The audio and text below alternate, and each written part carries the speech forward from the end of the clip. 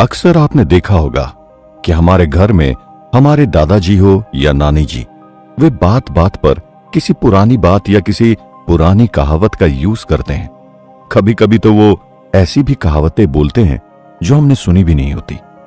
क्या आप जानते हैं इन कहावतों को किन किताबों में लिखा गया है या किस ग्रंथ में इनको बताया गया है? कोई नहीं जानता, पर फिर भी ये सब कहावतें हमारी डेली लाइफ का हिस्सा बनी हुई है। जैसे बंदर क्या जाने अदरक का स्वाद, नाच न जाने आंगन टेढ़ा। इन कहावतों को कोई याद नहीं करता, पर इन कहावतों को ऐसे सरल और आसान तरीके से बनाया गया है कि हम ना चाहकर भी इन्हें भूल नहीं पाते। अब हम आपको यही बात आज की टेक्नोलॉजी भरी लाइफ से जोड़कर बताते हैं। आज जब हम सोशल मीडिया पर या टीवी एडवर्टीजमेंट में कुछ ऐसे ब्रांड्स का एड या किसी ब्लॉग का टाइटल देखते हैं, उसी पर रुक जाते हैं। क्यों? क्योंकि दोनों को इस तरह से लिखा जाता है कि यूजर उसे ओपन किए बिना नहीं रह पाता है। बस यही कौन सा तरीका है जिससे लोग आपकी बातों को आसानी से मान लेते हैं। यही सीक्रेट और ट्रिक्स आप मेड टू स्टिक की बुक समरी में समझ पाओगे। आपको बता दें, इस बुक के ऑथर चिप हिथ और डैन हिथ हैं, जिन्होंने इस गुत्थी को सुलझाने में अपना बहुत वक्त दिया है और अपने ही एक्सपीरियंस और रिसर्च को मेड टू स्टिक बुक के जरिए लोगों के साथ बांटा है। इसी बुक की समरी बताएंगे ताकि आप समझ जाएं कि कोई भी एडवर्टीजमेंट या कैंपेन लोगों को अट्रैक्ट और एग्री करने के लिए कौन सी ट्रिक्स के साथ बनाए जाते हैं ताकि वो लोगों के दिमाग में फिट हो जाए और ज्यादा से ज्यादा लोगों पर उसका इम्पैक्ट पड़े। नमस्कार दोस्तों, मैं हूं आशु। क्या कभी आपने ये महसूस किया है कि क्यों कुछ बातें हमारे दिल और दिमाग में छप जाती है, हम उन्हें कई सालों तक भूल नहीं पाते, लेकिन क्यों कुछ बातें हमारे दिमाग से ऐसे निकल जाती है जैसे वो कभी हमारी लाइफ में घटी ना हो? ऐसे ही कुछ सवालों के जवाब चिप हिथ और डैन हिथ ने अपनी बुक मेड टू स्टिक में दिए हैं। तो अगर आप ये समझना चाहते हैं कि कैसे किसी भी आइडिया को बेहतर बनाएं और लोगों को अपनी बात ठीक तरीके से समझा पाएं और उन पर अपना इफेक्ट छोड़ पाएं, या फिर अगर आप कोई बिजनेस कर रहे हो और आप चाहते हैं कि आपके कस्टमर्स को आपका प्रोडक्ट और मैसेज दोनों याद रहे, तो ये बुक समरी आपके ही काम की है। सबसे पहले हम स्टिकी आइडिया को सिंप्लीफाई करते हैं। वो आइडिया जो लोगों को इजीली समझ में आ जाए, जिसे लोग आसानी से याद रख सकें और जो लोगों को काफी समय के लिए इन्फ्लुएंस कर सके। ऐसे आइडिया लोगों के ओपिनियन को भी चेंज कर सकते हैं और बिहेवियर को भी। ऑथर ने इसी स्टिकी आइडिया को समझने के लिए 6 खास मंत्र बनाए हैं, जिसे एक स्पेशल वर्ड के हर एक लेटर के साथ कनेक्ट किया गया है। और वो स्पेशल वर्ड है सक्सेस, जिसको पाने की कोशिश हर एक इंसान अपनी लाइफ में करता है और इसके लिए नए नए आइडियाज और एम को क्रिएट करता है। तो सक्सेस वर्ड में 7 लेटर हैं, पर ऑथर ने आखिरी एस को अनयूजफुल रखा है। शुरुआती 6 लेटर पर ही इन मंत्र और इस पर इस पूरी बुक की बुनियाद टिकी हुई है। और वो कैसे, इसे लेकर आगे बढ़ेंगे और जानेंगे नेक्स्ट एपिसोड में। स्टिकी आइडिया को समझने के लिए जिन 6 मंत्रों के बारे में हमने डिस्कस किया, उनकी डिटेल में समझने से पहले शुरुआत हम ऑथर के दिए एक एग्जाम्पल से करेंगे, जहां से आपको 6 मंत्र का कॉन्सेप्ट क्लियर होता दिखेगा। किसी बार में एक बिजनेसमैन जाता है जिसका नाम डेव है। डेव के पास एक खूबसूरत महिला आती है और उसे बियर ऑफर करती है। वो उसे पीता है और फिर उसकी आंखें कई घंटों के बाद किसी होटल के बाथ टब में खुलती है, जहां उसको एक नंबर मिलता है। उस नंबर पर जब वो कॉल करता है तो पता चलता है कि उसकी किडनी निकाल ली गई है। मान लीजिए ये घटना आपने किसी न्यूज़पेपर में पढ़ी है। फिर उसके बाद आप एक दूसरी खबर पढ़ते हैं जो किसी इन्वेस्टमेंट पॉलिसी से रिलेटेड है।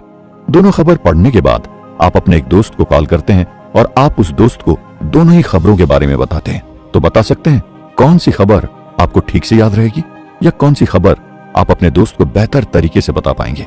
जाहिर है काफी लोग पहली वाली खबर से सहमत होंगे, क्योंकि पहली खबर ज्यादा इंटरेस्टिंग है, जिसे याद रखना मुश्किल नहीं होगा।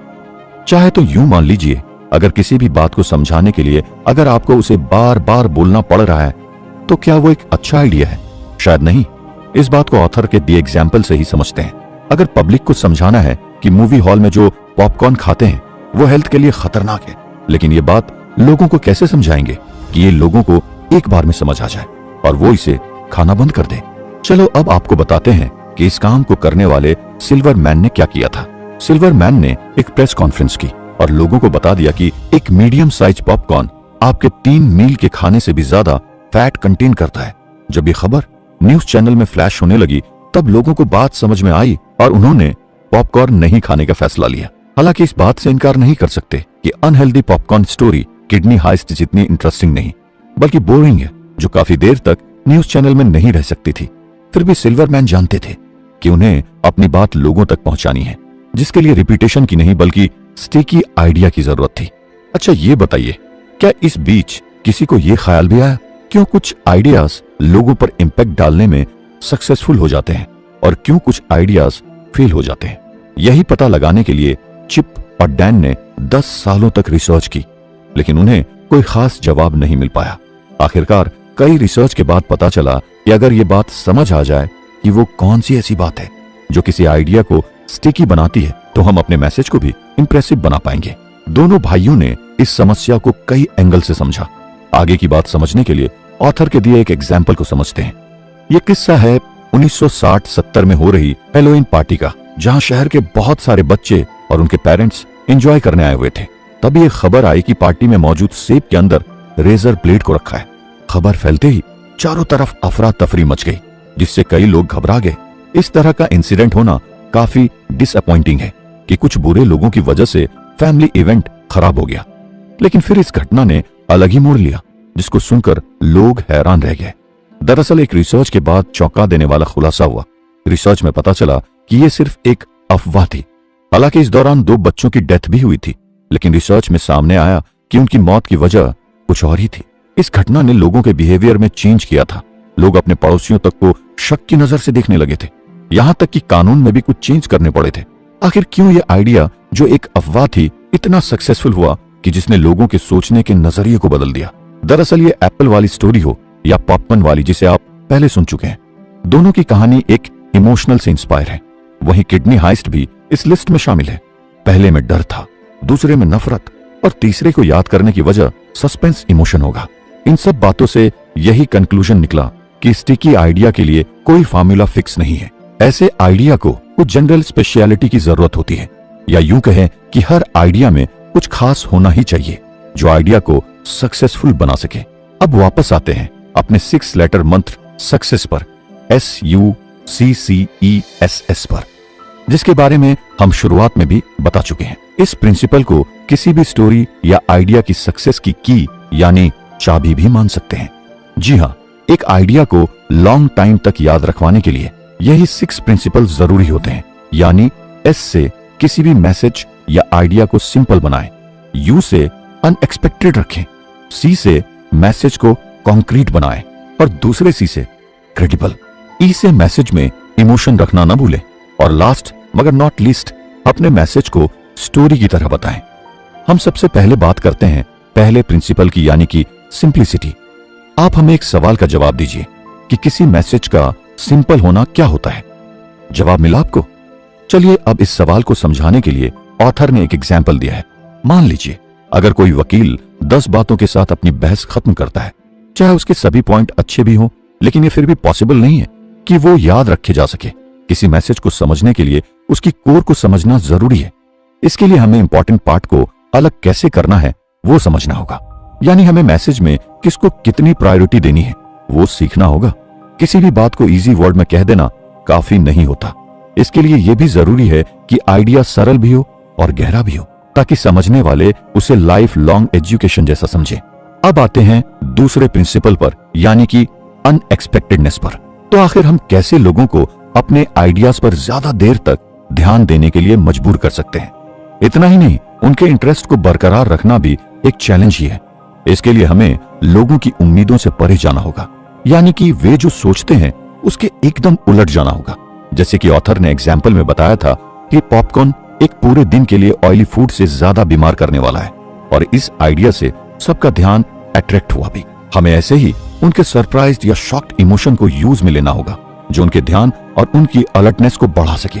लेकिन आश्चर्य ज्यादा देर तक टिकता नहीं है, इसीलिए आइडिया को लंबे समय तक टिकने के लिए जरूरत होगी लोगों की दिलचस्पी और जिज्ञासा की। इसे ऑथर के दिए एग्जाम्पल से समझते हैं। एक 48 घंटों की क्लास को इंटरेस्टिंग बनाने के लिए पहले स्टूडेंट्स के अंदर एक्साइटमेंट जगाना होता है और फिर उनकी एक्साइटमेंट को शांत करना होता है। अब बात करते हैं तीसरे प्रिंसिपल, कॉन्क्रीटनेस की। पहले समझते हैं कि क्या होता है कॉन्क्रीटनेस। सामान्य भाषा में कहें तो वो बातें जो सामने वाले को एक्यूरेट और स्पेसिफिक तरीके से कही गई हो। स्टिकी आइडिया कॉन्क्रीट इमेज से बना हुआ होना जरूरी है, जैसे बाथटब, सेब में रेजर, क्योंकि हमारा जो ब्रेन है वो कॉन्क्रीट डेटा को ज्यादा बेहतर तरीके से याद कर सकता है। जैसे प्रोवर्ब में किसी भी सच का सारा कॉन्क्रीट भाषा में बुना जाता है। कॉन्क्रीटनेस होने से ये एश्योर्ड हो जाता है कि आपके मैसेज का मतलब हर कोई एक जैसा ही समझ पाएगा।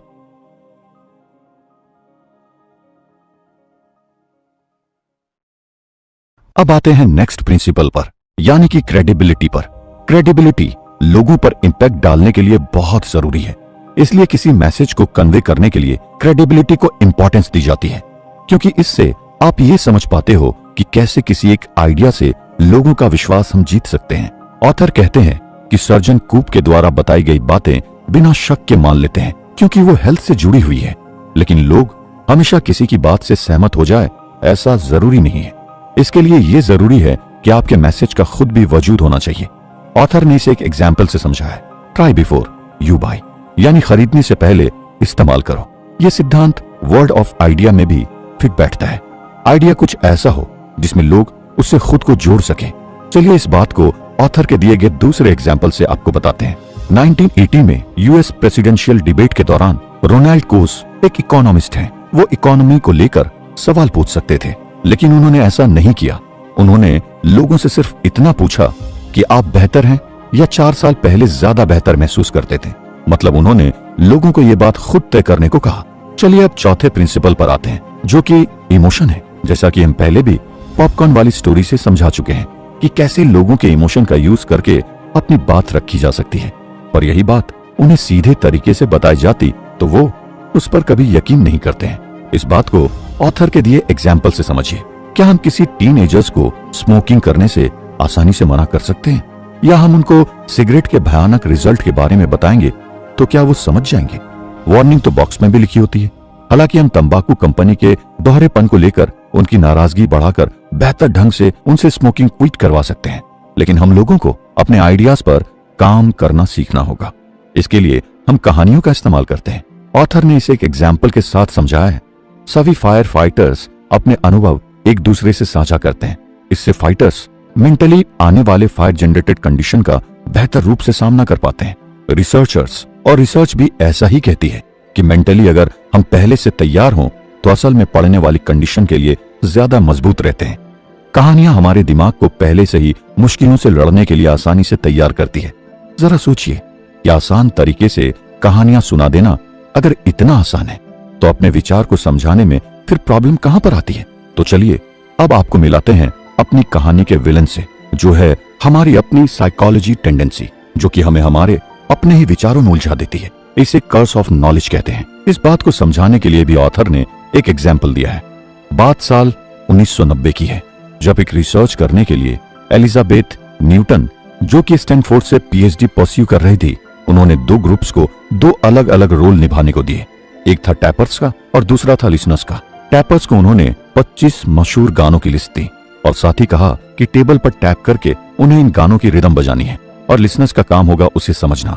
120 सॉन्ग टैप किए गए, जिसमें सिर्फ 3 को ही पहचाना जा सका। ऐसा क्यों हुआ? क्योंकि जब टैपर गाना टैप कर रहा होता है तो उसे वो अपने माइंड में सुन रहा होता है, वहीं दूसरी ओर लिसनर्स को सिर्फ टैप टैप की आवाज समझ में आ रही होती है, जिसमें कोई रिदम नहीं होती। इसे ही कर्स ऑफ नॉलेज कहते हैं। इसे ऐसे समझते हैं, जब कोई 2 लोग आपस में बात कर रहे होते हैं, तब उनमें से कोई अगर दूसरे को कुछ समझाना चाह रहा है तो वो पहले से ही अज्यूम कर लेगा कि सुनने वाले को उसकी बात समझ में आ रही होगी, क्योंकि उसको अपनी कही बात अच्छे से समझ आ रही है। इससे हमारी नॉलेज ही हमारे लिए कर्स बन जाती है, जो दूसरों को नॉलेज शेयर करने में प्रॉब्लम क्रिएट करती है।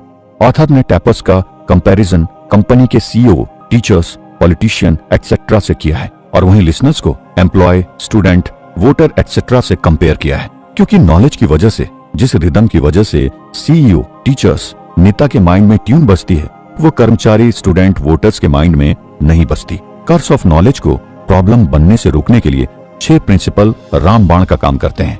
आप में से कुछ लोग मानते ही होंगे कि कुछ लोग दूसरों से ज्यादा क्रिएटिव होते हैं, वो पैदा ही वैसे हुए होते हैं। हालांकि आप शायद उन जैसा न बन पाए, लेकिन आप इस बुक की समरी से एक ऐसा आइडिया तो बनाना सीख ही सकते हैं। अगर आपको कोई आइडिया बनाना हो तो वहां भी कई रूल्स और लिमिटेशंस रहेगी, जो कि दूसरे आइडिया को भी सक्सेसफुल बनाने में मदद करेंगे। लेकिन याद रखें, आपको नया आइडिया इजाद करना है, ना कि नए रूल्स। हमने आपको सिंप्लिसिटी के बारे में बताया था और अब उसी सिंप्लिसिटी की हम डिटेल में बात करें और उसको समझे, तो इसके लिए शुरुआत हम ऑथर के दिए एक एग्जाम्पल से करते हैं। किसी लड़ाई के मैदान में सोल्जर्स के पास बहुत से प्लान होते हैं। अक्सर इन प्लान्स को सेना के कर्नल, चीफ मतलब कोई भी सीनियर पोजीशन पर बैठा शख्स बनाता है। लेकिन क्या लड़ाई के दौरान ये काम आते हैं?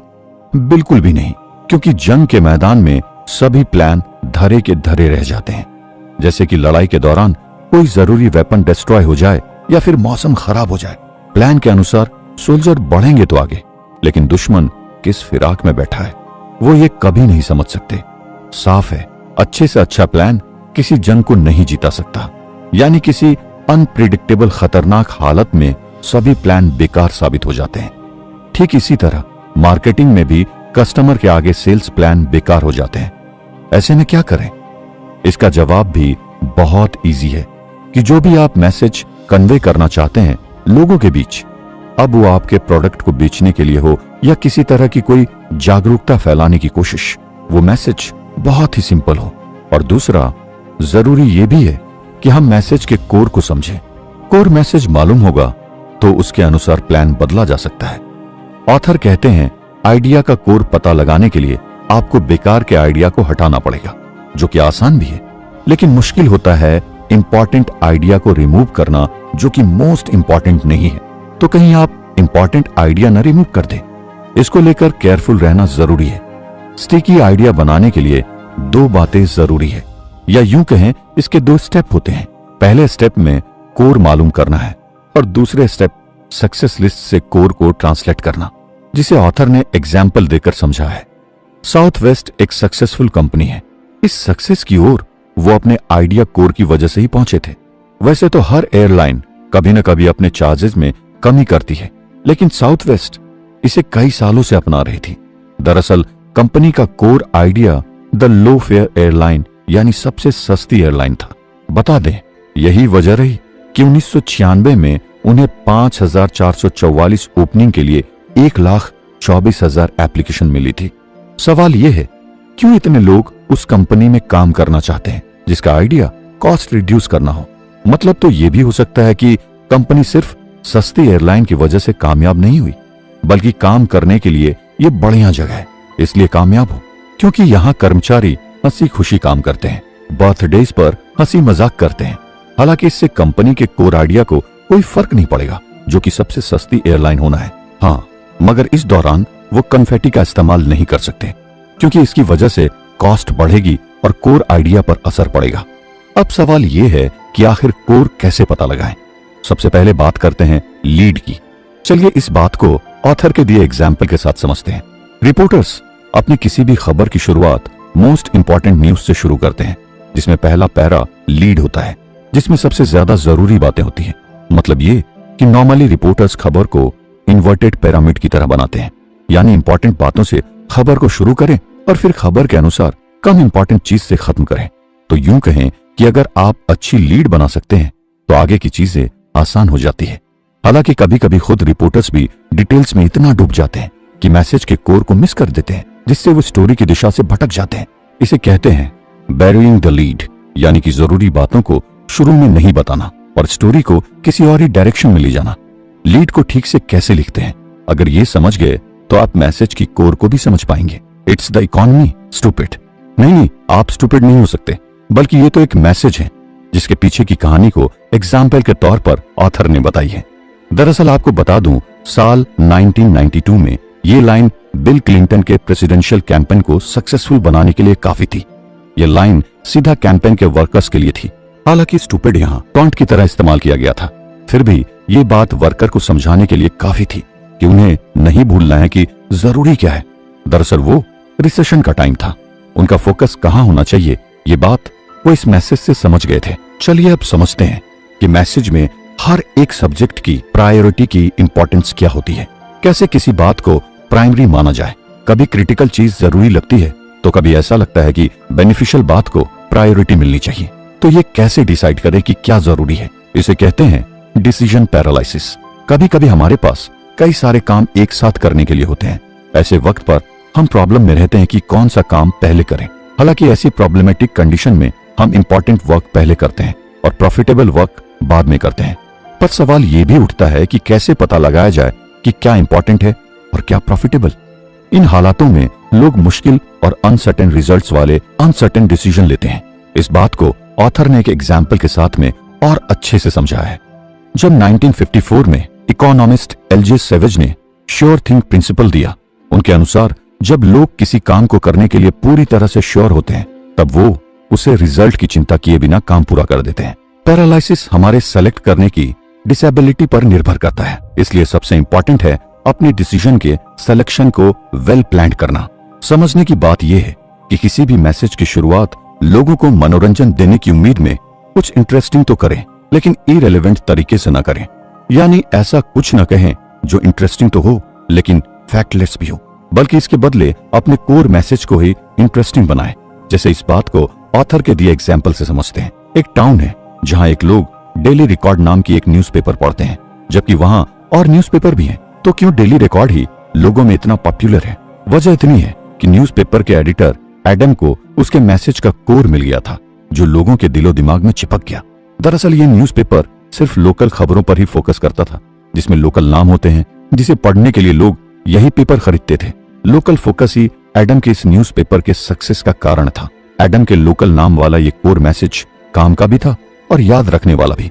साथ ही ये काफी सरल और संक्षिप्त था। इससे यह भी पता चलता है कि कोर मैसेज को सरल के साथ शॉर्ट भी होना चाहिए, क्योंकि सभी जानते हैं पैराग्राफ से बेहतर सेंटेंस होते हैं। इजी वर्ड्स हार्ड वर्ड से बेहतर होते हैं। लेकिन यह भी याद रहे, हमेशा सिर्फ कॉम्पैक्टनेस से काम नहीं चलता। मान लीजिए आपने कह दिया द अर्थ इज फ्लैट। ये एक कॉम्पैक्ट मैसेज है, लेकिन झूठ भी है। कभी कभी इस तरह का कॉम्पैक्ट मैसेज अनफिट साबित हो जाते हैं। A bird in the hand is worth two in the bush. ये एक प्रोवर्ब है, लेकिन इसका क्या मतलब है? कोर क्या है? चलिए जानते हैं। दरअसल इस प्रोवर्ब का मतलब है कि ऐसी कोई भी चीज जो आपके पास नहीं है, उसके लिए वो चीज नहीं खोनी चाहिए जो आपके पास पहले से है। ये प्रोवर्ब शॉर्ट है, इजी भी है और काम में लेने वाला भी है। ये सिर्फ एक प्रोवर्ब नहीं है, ऐसी बहुत सारी प्रोवर्ब है जो इजी, शॉर्ट, गहरी और काम में आने वाली बात कह जाती है। तो समझने वाली बात यह है कि लॉन्ग टाइम याद में बने रहने के लिए आइडिया शॉर्ट भी होना चाहिए और चेंज लाने के लिए वो मैसेज मीनिंगफुल और रीजनेबल होना चाहिए। अगर आपके पास शेयर करने के लिए बहुत सारी न्यूज है तो उसे आप कैसे शेयर करेंगे? इसे समझाने के लिए ऑथर ने एक एक्सरसाइज को भी ऐड किया है, जिसमें हम आपको बताते हैं एक बुक से कुछ लेटर्स पढ़ो जो रैंडमली सेट है और फिर बुक बंद कर उन शब्दों को किसी कागज पर लिखिए। बेशक आपको सभी शब्द याद नहीं होंगे जो आपने पढ़े थे, इसलिए पढ़ते वक्त गैप जरूरी है, क्योंकि इससे माइंड में कम इंफॉर्मेशन इंक्लूड होती है, याद रखने में आसानी होती है। अब वापस से इस एक्सरसाइज को करते हैं। इस बार भी लेटर वही है और सीक्वेंस भी वही है, लेकिन लेटर्स को ऑर्गेनाइज्ड ग्रुप में सेट किया गया है। जाहिर है इस बार आपकी परफॉर्मेंस पहले से अच्छी होगी, क्योंकि पहले आप रॉ डेटा को याद करने की कोशिश कर रहे थे, लेकिन दूसरे राउंड में आपने कॉन्सेप्ट को समझा। इसे ऐसे समझते हैं, माना दूसरी बार आपने पढ़ा sentence John F candy the FBI, जो मीनिंगफुल है।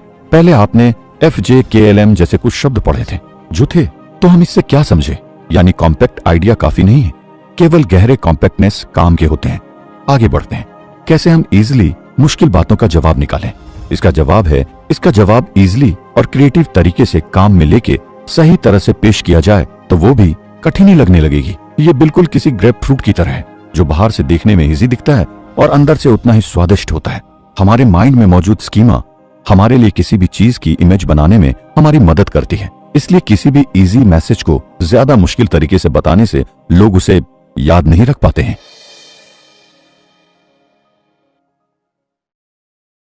बातों को इंटरेस्टिंग कैसे बनाएं?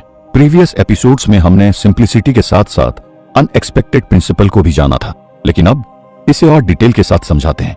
किसी भी संचार यानी कि कम्युनिकेशन की पहली समस्या होती है लोगों की अटेंशन पाना। कुछ तो ये काम बड़ी आसानी से कर लेते हैं, हालांकि इस मामले में पेरेंट्स बढ़िया होते हैं। उन्हें पता होता है बच्चों की अटेंशन कैसे पानी है। इसे ठीक से समझने के लिए ऑथर ने एक एग्जाम्पल भी बताया है। फ्लाइट सेफ्टी अनाउंसमेंट एक मुश्किल मैसेज होता है जिसमें लोगों की अटेंशन बेहद जरूरी होती है, लेकिन करेन वुड जो कि एक फ्लाइट अटेंडेंट है, उसने नॉर्मली बोरिंग स्टाइल से सेफ्टी अनाउंसमेंट करने के बजाय क्रिएटिव आइडिया को चुना। उसने राइम और जोक करते हुए सेफ्टी अनाउंसमेंट को ऐसे बताया जिसने लोगों का ध्यान तो खींचा ही, साथ ही अनाउंसमेंट खत्म होने के बाद उसके इस क्रिएटिव स्टाइल का थालियां बजाकर अभिवादन भी किया। ये सच है, हम लोगों को अटेंशन देने के लिए फोर्स नहीं कर सकते, बल्कि हमारा काम होता है उनके ध्यान को कैसे भी अट्रैक्ट करना, जैसा कि कैरन वुड ने किया था। लोगों की अटेंशन पाने के लिए जरूरी है कि सबसे पहले किसी एक ढर्रे पर चलना या सोचना छोड़े। वुड ने भी वही किया था। उसकी सेफ्टी अनाउंसमेंट दूसरों से अलग थी। उसने रटा रटाया पैटर्न छोड़कर कुछ नया किया। हमारा दिमाग चेंज को समझता है, इसका फायदा प्रोडक्ट डिजाइनर उठाते हैं। अगर लोगों की अटेंशन चाहिए तो नया करो, यानी चेंज लाओ। ऑथर कहते हैं कि वार्निंग लाइट जलती है और बंद हो जाती है, क्योंकि अगर वो सिर्फ जलती रहेगी तो कोई भी उस पर ध्यान नहीं देगा। इस एपिसोड में आगे यही समझेंगे कि कैसे लोगों की अटेंशन खींचे और कैसे उसे बनाए रखें। याद रखिए, हमारा मैसेज भेजना तब तक सक्सेसफुल नहीं होगा जब तक हम लोगों का ध्यान नहीं खींचते। इसे समझने के लिए हमें दो इमोशंस को समझना जरूरी है। पहला सरप्राइज और दूसरा इंटरेस्ट। सरप्राइज लोगों की अटेंशन खींचता है। कुछ स्टिकी आइडिया में सरप्राइज का इस्तेमाल किया जाता है। ऑथर ने एग्जाम्पल देते हुए समझाया है, जैसे चीन की दीवार इंसानों की बनाई अकेली ऐसी चीज है जो स्पेस से दिखाई देती है, या फिर आप अपने दिमाग का सिर्फ 10% हिस्सा ही इस्तेमाल करते हो। हालांकि अटेंशन किसी से मांग नहीं सकते, इसके लिए आपको मेहनत करनी पड़ती है। हमेशा अटेंशन के चक्कर में न रहें। किसी भी स्टिकी आइडिया को एंटरटेनिंग और अटेंशन ग्रैबिंग दोनों होने चाहिए। इसे भी ऑथर ने एग्जाम्पल देकर समझाया है। एक एड था जिसमें पूरी फैमिली को एक कार में बैठा दिखाया गया था।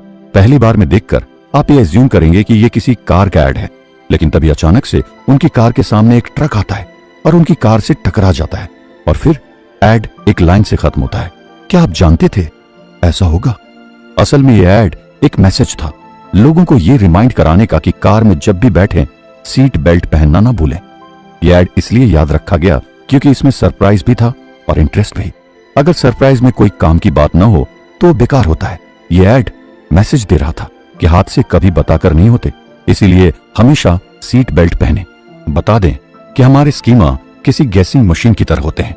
ये अनुमान लगाते हैं कि आगे क्या हो सकता है और इसके अनुसार ही प्लान बनाया जाता है। जहां हमारा ये स्कीमा फेल होता है वहीं सरप्राइज की वजह बन जाता है, और सरप्राइज हमारी अटेंशन ग्रैब करता है, जो हमें फ्यूचर के लिए तैयार रहने को मदद करता है। सरप्राइज चेहरे के हाव भाव से कनेक्टेड होता है।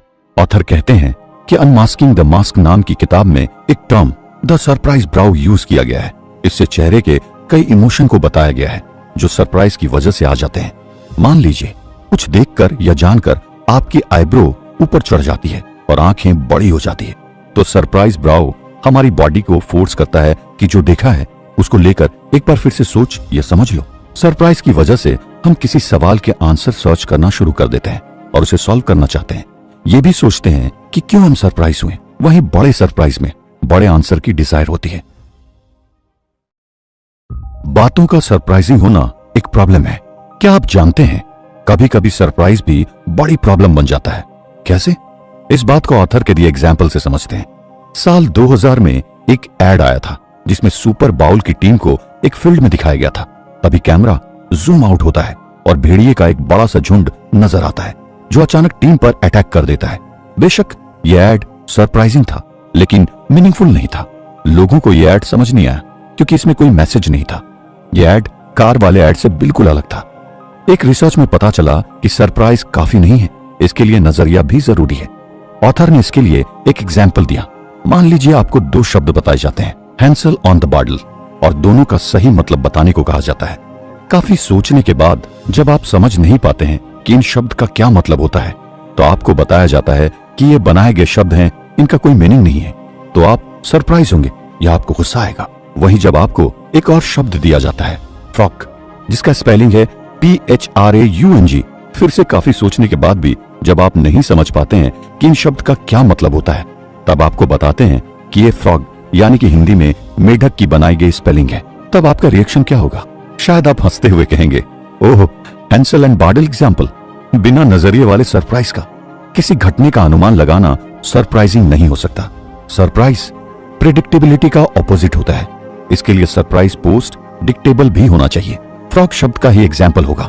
जाहिर है अगर आपको किसी को सरप्राइज करना है तो हमें आपको उसकी गेसिंग मशीन को तोड़ना होगा। इसके बारे में हम एपिसोड शुरू करते समय पहले ही बात कर चुके हैं, लेकिन इस दौरान भी हम बेकार सरप्राइज को कैसे इग्नोर करें। इसके लिए ये याद रखना है कि आपका आइडिया ऐसा होना चाहिए जिससे लोगों की गेसिंग मशीन आपके कोर मैसेज से रिलेट कर सके। कॉमन सेंस स्टिकी आइडियाज का दुश्मन माना जाता है, क्योंकि जो बात हर इंसान पहले से ही जानता है आप वही दोहरा रहे हैं। इसीलिए ऐसा कम्युनिकेशन होना चाहिए जो कि अनकॉमन हो। ये बात समझना भी काफी आसान है कि लोग किसी बड़े और महंगे स्टोर में शॉपिंग करना पसंद करते हैं अगर उसका माहौल और सर्विस बढ़िया हो। पर किसी भी स्टोर में काम करने वाले लोग बेहतरीन सर्विस देने के लिए पहले मेंटली तैयार किए जाते हैं, तभी वो अपना व्यवहार कस्टमर ओरिएंटेड रख पाते हैं। आगे बढ़ते हैं, बात करते हैं टफ मैसेज की। कैसे आप एक कॉम्प्लेक्स मैसेज पर लोगों का ध्यान अट्रैक्ट करेंगे, साथ ही उनको जोड़े रखेंगे। इसे ऑथर के दिए एग्जाम्पल से समझते हैं। एक सोशल साइकोलॉजिस्ट को विचार आया कि वो अपने साइंस के बारे में बताने के अंदाज को बदलेगा। इसके लिए वो लाइब्रेरी में गया, जहां उसने कुछ पैसेज अलग किए।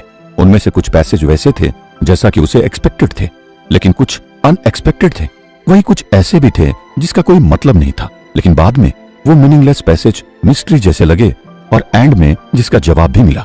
इसके बाद उस साइकोलॉजिस्ट ने कहा कि सीक्रेट्स बहुत पावरफुल होते हैं, क्योंकि मिस्ट्री को खोलना बहुत जरूरी होता है। उन्होंने माना कि सीक्रेट्स को पढ़ाने के तरीके में शामिल करने का लाभ यह है कि पढ़ाते समय मिस्ट्री को सॉल्व करना बिल्कुल वैसा है जैसा किसी साइंस के मिस्ट्री पर से पर्दा हट रहा हो। बिहेवियर इकोनॉमिस्ट का भी यही कहना था कि किसी चीज को किसी के लिए इंटरेस्टिंग बनाना बहुत सिंपल है।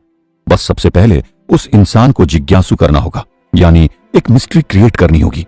इंसान तभी क्यूरियस होगा, तब उसको महसूस होगा कि उसकी नॉलेज में गैप है। इसी को गैप थियरी ऑफ क्यूरियोसिटी का नाम दिया गया। इस गैप थियरी की वजह से लोगों को फिल्म और मूवी दिलचस्प लगती है, क्योंकि वो सोचते रहते हैं कि अब आगे क्या होगा।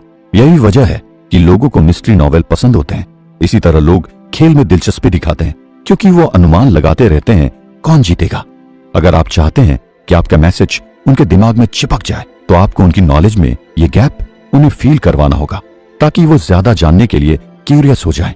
अगर हम ये माने कि क्यूरियोसिटी नॉलेज गैप से बनती है, तो हम ये भी मान लेंगे कि जिसके पास ज्यादा नॉलेज होगी वो क्यूरियस होगा, क्योंकि नॉलेज में गैप कम है। लेकिन एक रिसर्च की माने तो ये पूरी तरह सही नहीं है, बल्कि इसका उल्टा सही होगा, क्योंकि ज्यादा नॉलेज का मतलब इस बात के लिए क्यूरियस हो जाना है कि हमें क्या नहीं मालूम है।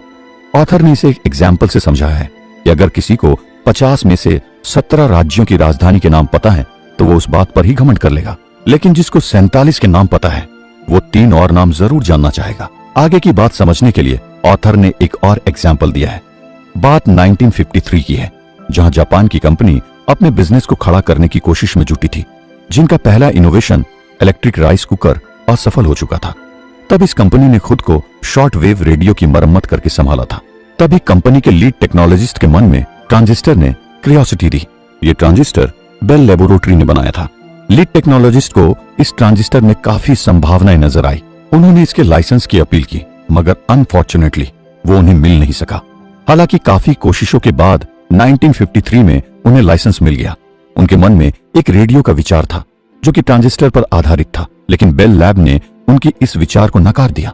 फिर भी उन्होंने अपनी टीम के साथ काम शुरू किया। पॉकेटेबल रेडियो बना पाने के काम को बेल लैब ने इम्पॉसिबल बता दिया था। जो एक अनएक्सपेक्टेबल आइडिया था वो कंप्लीट हुआ और उसकी वजह से कंपनी को सक्सेस भी मिली। कंपनी ने 4 साल बाद TR-55 के नाम से पहला पॉकेटेबल ट्रांजिस्टर रेडियो रिलीज किया, जिसके 1.5 मिलियन यूनिट मिले, जिसने उस कंपनी को विश्व के नक्शे पर छाप दिया। आज उस कंपनी को हम सोनी के नाम से जानते हैं। रेडियो किसी फर्नीचर का पीस है, ऐसा कुछ नहीं जिसे पॉकेट में रखा न जाए, या फिर इंसान का मून में जाना वहां से लौट आना कैसे पॉसिबल है। दोनों आइडिया अनएक्सपेक्टेड है, लेकिन दोनों सरप्राइज से भी भरे हुए हैं। दोनों आइडियाज में अपना अपना विजन है। दोनों आइडिया नॉलेज गैप क्रिएट करते हैं। गैप थियरी के ऑथर ने लिखा था, नॉलेज गैप पेनफुल होते हैं, लेकिन अगर लोगों को क्यूरियोसिटी अच्छी लगती है तो उसे खत्म करने के लिए वो कुछ करते क्यों नहीं। क्यों लोग किसी मिस्ट्री नॉवेल को खत्म करके ही छोड़ते हैं। दोनों आइडियाज में इतना भी नॉलेज गैप नहीं था।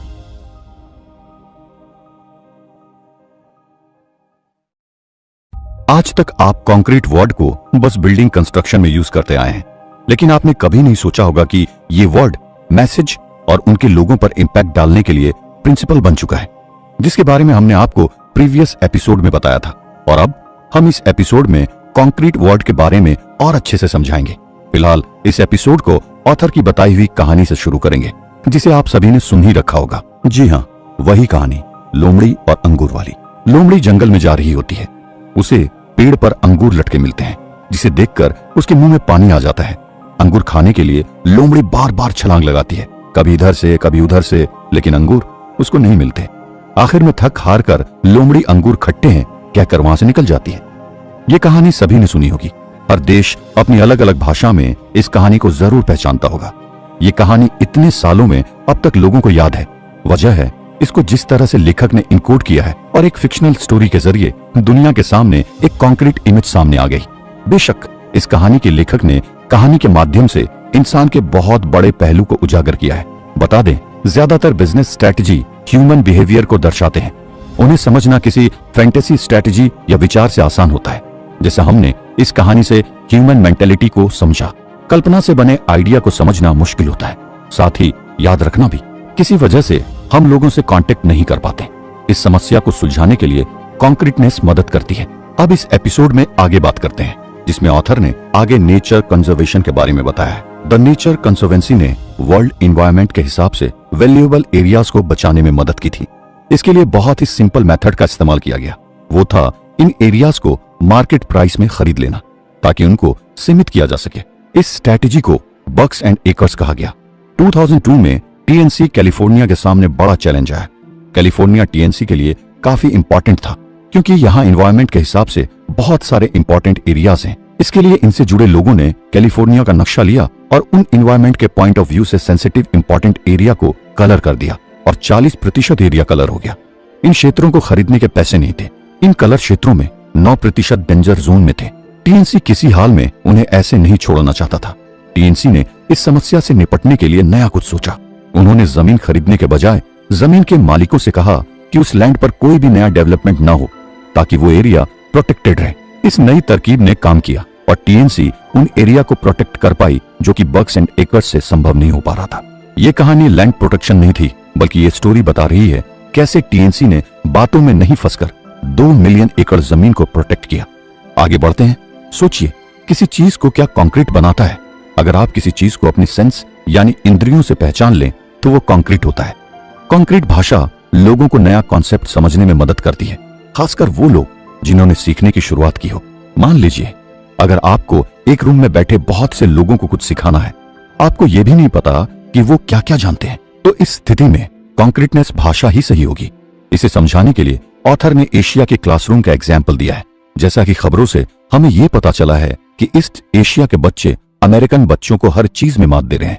ऐसा ही कुछ मैथ्स को लेकर भी कहा जाता था कि एशिया के बच्चे अमेरिकन से मैथ्स में बेहतर होते हैं। तो एशिया के स्कूल ऐसा क्या अलग कर रहे हैं? आप कहोगे कि क्योंकि वहां के बच्चे क्रिएटिव होते हैं, स्कूल स्ट्रिक्ट होते हैं, बच्चे रोबोटिक एफिशिएंसी से काम करते होंगे। लेकिन सच इससे अलग है। दरअसल 1993 में एक रिसर्च ग्रुप ने जापान, ताइवान और अमेरिका के सेलेक्टेड स्कूलों पर रिसर्च किया। इसके लिए उन्होंने हर स्कूल से अलग अलग मैथ्स टीचर को लिया और हर टीचर के पढ़ाने के तरीके का अध्ययन किया, जिसमें पता चला कि सबका पढ़ाने का स्टाइल अलग है। वहीं सबसे अलग जापान की टीचर ने बच्चों को पढ़ाते समय विजुअल इमेज का इस्तेमाल किया, जिससे बच्चों को आसानी से सब्सट्रैक्शन समझ आया। अमेरिकन और एशियन दोनों जगह के स्टूडेंट अपने कॉन्सेप्ट को मेमोराइज करते हैं। जाहिर है ये स्टैंडर्ड प्रोसीजर है जो हर जगह मिलता है, मगर एशियन स्टूडेंट में जो खास बात थी वो थी रट्टा के साथ अलग टेक्निक। माना अगर उन्हें सिखाने के लिए टीचर टेबल पर 10 स्टिक रखते हैं, उनमें से फिर 4 हटा लेते हैं, तो कितने बचे? स्टूडेंट तुरंत समझ जाएंगे 6।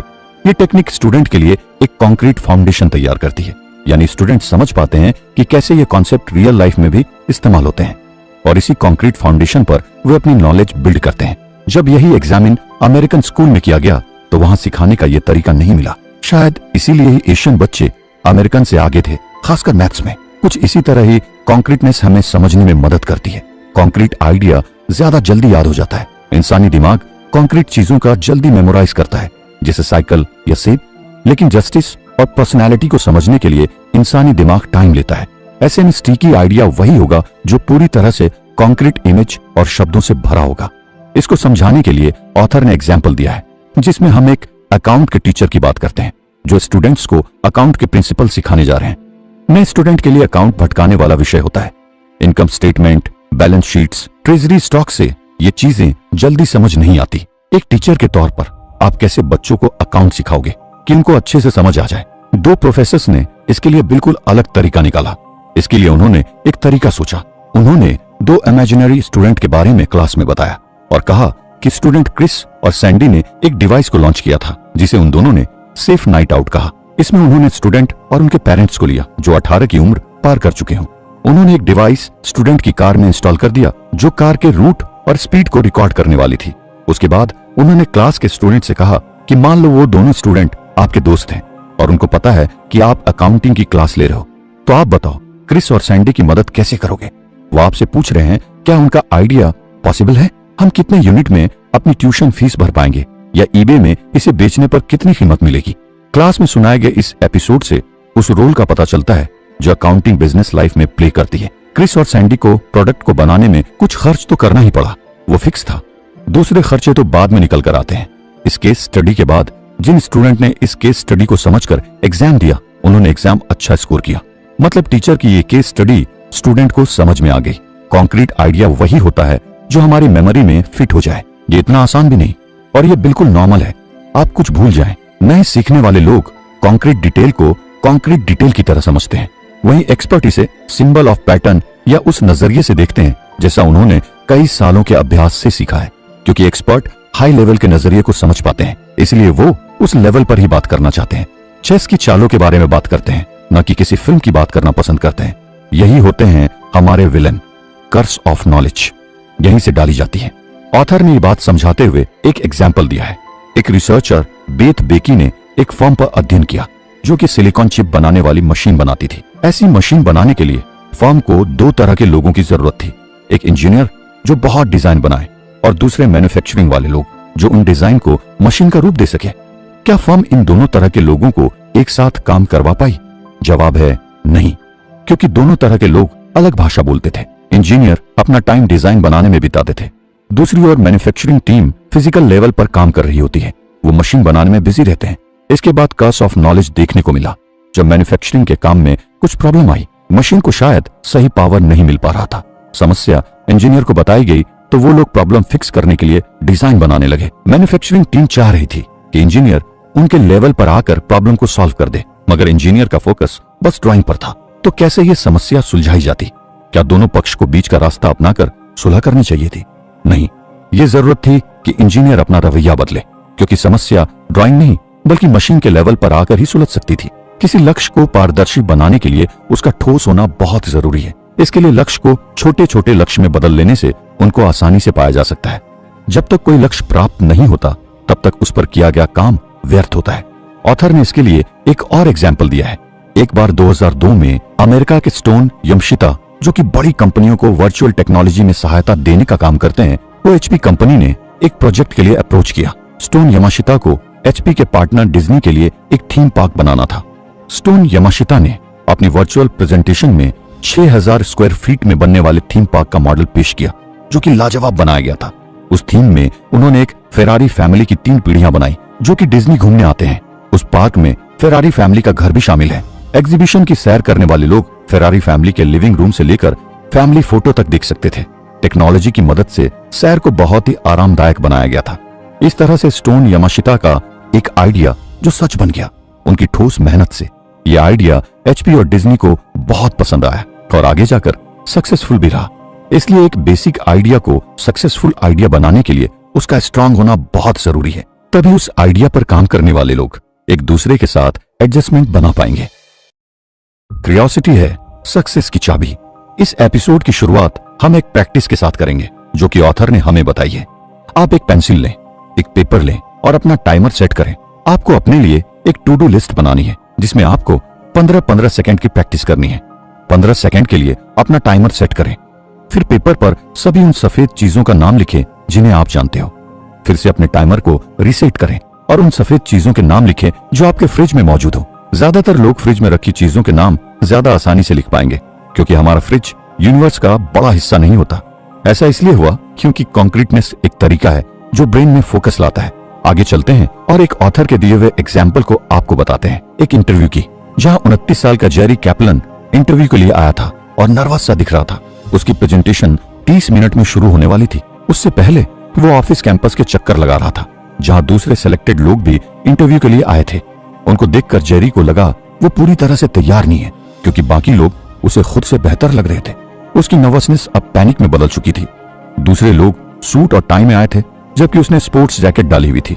दूसरों के पास बेहतर प्रेजेंटेशन का सामान था, वहीं उसके पास मरून रंग का पोर्टफोलियो। वहां खड़े खड़े उसे लगने लगा उसके पास कोई बिजनेस प्लान नहीं है, वो प्रेजेंटेशन के लिए तैयार नहीं है।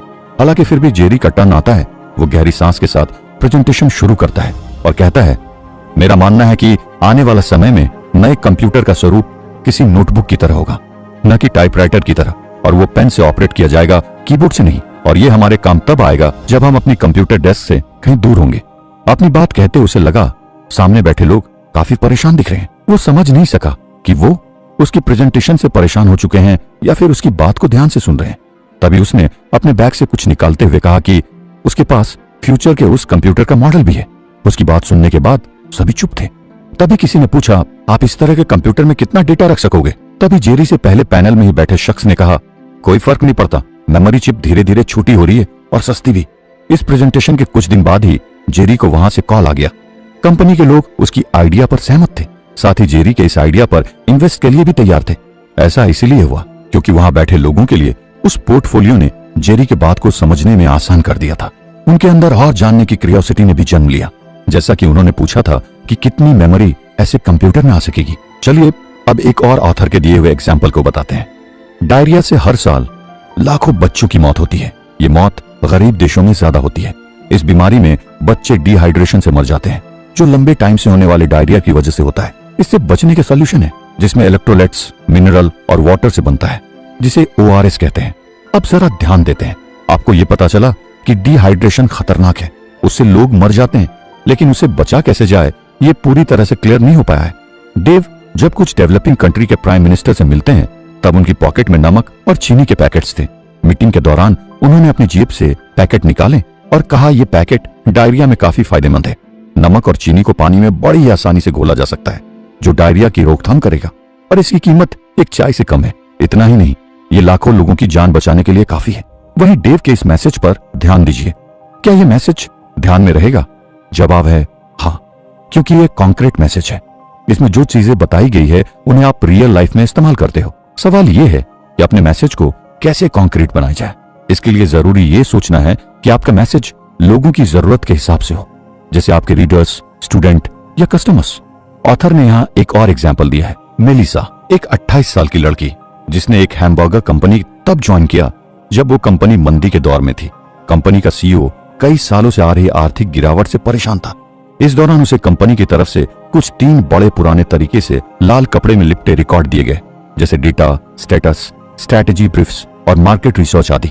मेलिसा ने जिल्दसाज रिकॉर्ड्स को डेथ बाइंडर्स नाम दिया। कुछ समय बाद मेलिसा ने डेटा को किनारे रखकर कुछ नया करने का सोचा। उन्होंने ग्राहकों के घर जाकर उनसे उनकी पसंद जाननी चाहिए, जिसमें आश्चर्यजनक बात सामने आई। मेलिसा ने कई कस्टमर्स का गहन अध्ययन किया और समझा कि वो क्या चाहते हैं। कंपनी ने इस प्लान को फिंगर टिप नाम दिया था, क्योंकि कंपनी अपने सभी कस्टमर के चॉइस को अपनी फिंगर टिप पर याद रखना चाहती है, यानी उन्हें अच्छे से समझना चाहती थी। इस तरह के नजरिए से कंपनी को काफी फायदा हुआ और सेल्स 11% बढ़ गई। कस्टमर की कॉन्क्रीट सूचना पता लगाकर कंपनी ने सेल्स को बढ़ा दिया था, जो हम इस बुक समरी में जान रहे हैं। शायद कॉन्क्रीटनेस को समझना सबसे इजी है। इतना ही नहीं, ये सबसे ज्यादा इफेक्टिव प्रिंसिपल भी माना जा सकता है। मैसेज को सरल बनाना, कोर को समझना, ये थोड़ा मुश्किल काम है। इसके लिए काफी मेहनत और क्रिएटिव होने की जरूरत होती है, लेकिन कॉन्क्रीटनेस लाना मुश्किल नहीं है। इसमें ज्यादा एफर्ट्स नहीं लगाने पड़ते। बातों की क्रेडिबिलिटी होनी जरूरी है। अब हम डिस्कस करते हैं क्रेडिबल के बारे में। क्रेडिबल का मतलब होता है विश्वास करने योग्य। यकीनन आपके मैसेज में भी ऐसी बात होनी चाहिए जो विश्वास करने लायक हो, वरना लोग उसे फिजूल की बात समझकर टाल देंगे। तो इस एपिसोड की शुरुआत भी हम ऑथर के दिए एग्जाम्पल के साथ करते हैं। एक रिपोर्ट की माने तो पूरी लाइफ में हर शख्स को एक बार अल्सर की समस्या जरूर होती है। ड्यूडनल अल्सर सबसे कॉमन टाइप का अल्सर होता है। ये उतना जानलेवा तो नहीं होता, लेकिन बहुत दर्दनाक होता है। बहुत समय पहले अल्सर एक मिस्ट्री था। दरअसल अल्सर तब हो जाता है जब पेट में एसिड बनता है। पहले अल्सर को लेकर कोई इलाज नहीं था। इसके बाद 1980 में 2 मेडिकल रिसर्चर मार्शल और वॉरेन ने पता लगाया कि अल्सर स्पाइरल शेप के बैक्टीरिया की वजह से होता है। इस रिसर्च का रिजल्ट ये हुआ कि इस बात का पता चल गया कि अगर अल्सर बैक्टीरिया से होता है तो इसका इलाज भी संभव है। इसका इलाज एंटीबायोटिक से किया जा सकता है। हालांकि इनकी इस खोज को मेडिकल वर्ल्ड ने तवज्जो नहीं दी, जिन्होंने एक बड़ी बीमारी की वजह का पता लगाया। करोड़ों लोगों को हेल्थ से जुड़ी समस्या को लेकर इतना बड़ा काम किया। उसको साइंटिफिक कम्युनिटी से तवज्जो नहीं मिलने की वजह सिंपल थी, और वो थी किसी ने उनकी बात पर विश्वास नहीं किया। उनकी बैक्टीरिया स्टोरी में कई सारी समस्या थी। पहली समस्या का नाम था कॉमन सेंस। साइंटिस्ट ये बात जानते थे कि हमारे पेट का एसिड इतना स्ट्रांग होता है कि वो नाखून को भी गला दे, तो भला इसमें बैक्टीरिया कैसे सरवाइव कर पाएगा। दूसरी प्रॉब्लम थी सोर्स। जब ये रिसर्च किया गया उस टाइम ऐसा कोई तरीका नहीं था कि ये दो रिसर्चर पूरी क्रेडिबिलिटी के साथ लोगों को यकीन दिला सके, क्योंकि उन दोनों में एक पैथोलॉजी का स्टाफ था तो दूसरा मेडिकल इंटर्न। मेडिकल कम्युनिटी बड़े रिसर्च सिर्फ पीएचडी या बड़े मेडिकल सेंटर से एक्सपेक्ट करती थी। और तीसरी प्रॉब्लम थी उन दोनों की लोकेशन। दोनों ही ऑस्ट्रेलिया के पर्थ के रहने वाले थे, और उन दिनों ये जगह इतनी क्रेडिबल नहीं मानी जाती थी, यानी कि इतनी ट्रस्टवर्दी नहीं थी कि कोई विश्वास कर सके कि यहाँ पर कोई रिसर्च कर सकता है और किसी बड़ी बीमारी के बारे में पता लगा सकता है। मार्शल एंड वॉरेन के रिसर्च पेपर कहीं भी एक्सेप्ट नहीं किए गए। साइंटिस्ट को इस रिसर्च पर यकीन नहीं करने की कई वजह थी, जैसे इस स्टडी का कनेक्शन पेट के बैक्टीरिया से है। लगभग हर इंसान जिसको अल्सर था उसके पेट में ये बैक्टीरिया था, मगर जिनके पेट में ये बैक्टीरिया था उन सबको अल्सर नहीं था। दोनों रिसर्चर हताश हो चुके थे। लेकिन 1984 की बात है जब मार्शल का पेशेंस जवाब दे गया। एक सुबह उठा और अपने साइंटिस्ट दोस्त को लैब चलने को कहा। वहां जाकर उसने बैक्टीरिया से भरी हुई पूरी बोतल को पी लिया। कुछ दिनों बाद ही उसके पेट में किसी अल्सर के पेशेंट की तरह जानलेवा दर्द उठा। जब उसका स्टमक चेक किया गया तो पता चला वो बुरी तरह से जल गया है और लाल हो गया है। अपने इस दर्द को दूर करने के लिए उसने एक एंटीबैक्टीरियल की गोली ली और पूरी तरह से ठीक हो गया। इसके 10 साल बाद यानी कि 1994 में नेशनल इंस्टीट्यूट ऑफ हेल्थ ने उन दोनों की इस रिसर्च का समर्थन किया और माना कि एंटीबायोटिक से अल्सर का इलाज किया जा सकता है। वहीं कुछ सालों के बाद दोनों रिसर्चर को उनकी इस खोज के लिए नोबेल प्राइज से भी नवाजा गया। तो आखिर क्यों अपने आइडिया पर लोगों को विश्वास दिलाने के लिए मार्शल को बैक्टीरिया की बोतल गटकनी पड़ी? चलिए डिटेल में इस सवाल के जवाब को जानने की कोशिश करते हैं। हम क्यों किसी चीज पर विश्वास करते हैं? क्योंकि हमारा एक्सपीरियंस ऐसे होते हैं जो हमें विश्वास दिलाते हैं, और इसीलिए हम किसी को अपने नए मैसेज पर विश्वास करने को कहते हैं। तो हम लाइफ टाइम लर्निंग को चैलेंज कर रहे होते हैं। इस बात को और अच्छे से समझने के लिए ऑथर ने एक और एग्जाम्पल दिया है। बात है 1999 की। तब एक ईमेल के जरिए एक मैसेज तेजी से फैल रहा था। किसी कंट्री से शिपमेंट में आने वाले केले किसी खास तरह के बैक्टीरिया से इन्फेक्टेड है। लोगों को आगाह किया गया कि कोई 3 हफ्तों तक केलों को न खरीदे। इस बैक्टीरिया से होने वाले स्किन रैश को भी लेकर वार्न किया गया। साथ ही कहा इससे मौत भी हो सकती है।